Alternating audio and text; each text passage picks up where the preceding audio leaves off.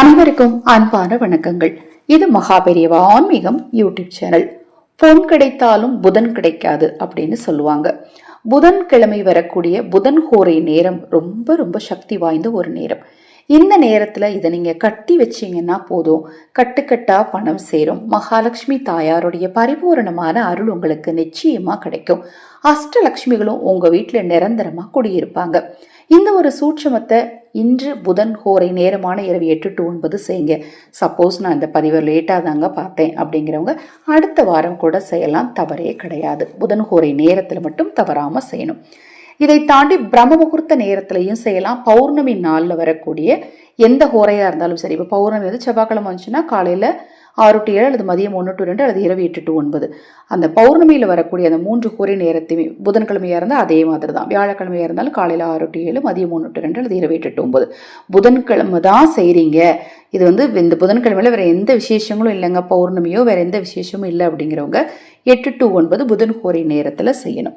இதற்கு தேவையான பொருள் என்ன அப்படின்னு பார்த்தீங்கன்னா, ஒரே ஒரு வெற்றிலை, 3 கிராம்பு, சிறிதளவு மஞ்சள் தூள், அவ்வளவே தாங்க. இதை இப்போ எப்படி செய்யணும் அப்படிங்கிறத தெரிஞ்சுக்கிறதுக்கு முன்னாடி நம்ம சேனல் சார்பாக அக்ஷய பாத்திரம் உணவளிக்கும் திட்டத்தின் மூலம் ஆதரவற்றவர்களுக்கு உணவளிக்கும் பணியை செய்துட்டு இருக்கிறோம்.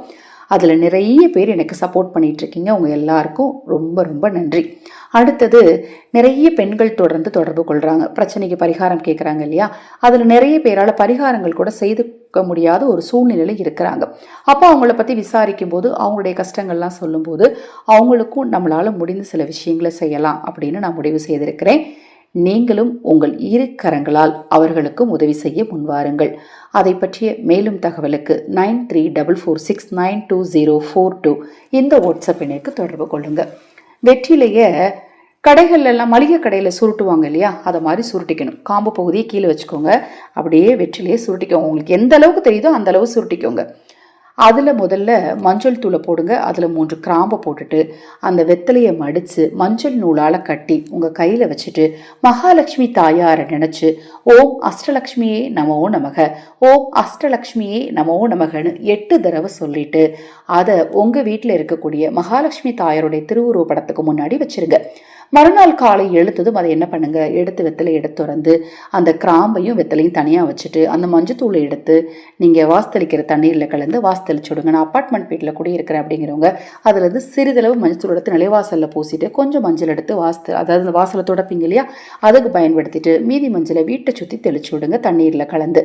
அந்த கிராம்பை என்ன செய்யணும்னா, அன்று மாலை பொழுதில் நீங்கள் ஒரு கற்பூரம் பொருத்தி அதில் அந்த கிராம்பை போட்டு பூஜையிலே வச்சுருங்க. வெத்தலையை மட்டும் கால்படாத இடத்துல அப்புறப்படுத்திடுங்க. ரொம்ப ரொம்ப எளிமையான இந்த பரிகாரத்தை தவறாமல் செஞ்சு பாருங்களேன். கண்டிப்பாக உங்கள் வாழ்க்கையில் அற்புதங்கள் நடக்கும். எதுலையுமே நம்பிக்கை ரொம்ப அவசியம். நம்பிக்கையோடு செய்கிற விஷயங்களுக்கு பலன் கிடைக்காம போகவே போகாது. ஹரஹர சங்கர ஜெய ஜெயசங்கர. மகாபெரிவா திருவடி பாதம் சரணம் சரணம். நல்லதே நடக்கட்டும்.